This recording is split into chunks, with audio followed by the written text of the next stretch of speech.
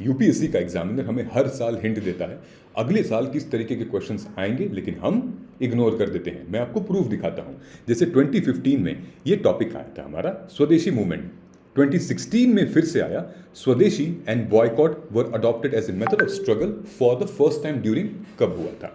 फिर 2019 में क्वेश्चन आया था अगेन स्वदेशी मूवमेंट से। रुकिए रुकिए रुकिए, खत्म नहीं हुआ।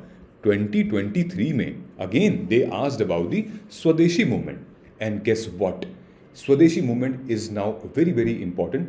स्वदेशी के साथ साथ हमें पैटर्न समझना है कि आखिर ये क्यों पूछ रहे हैं। क्या एग्जामिनर लेजी है, क्या उसको क्वेश्चन बनाने का मन नहीं कर रहा है? ऐसा नहीं है।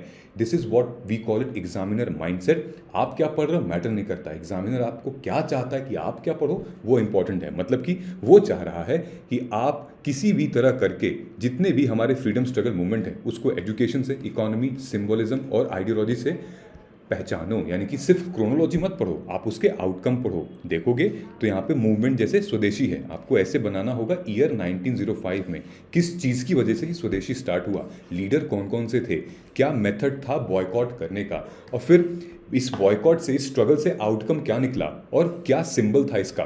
अगर इस तरीके की चीज़ों को आप फाइनलाइज कर लेते हैं तो आपका कंटेंट बहुत अच्छा होगा। अभी तक रोल ऑफ प्रेस और रोल ऑफ विमेन और रीजनल वेरिएशन तक के क्वेश्चंस को नहीं पूछा गया है। होपफुली पूछ सकते हैं इसको। तो आपको फ्रीडम स्ट्रगल से रिलेटेड जितने भी इंपॉर्टेंट इवेंट्स हैं उनको इसी तरह करके अगर आप बनाएंगे तो काफ़ी अच्छे आपके नोट्स बनेंगे। Thank you so much. जय हिंद।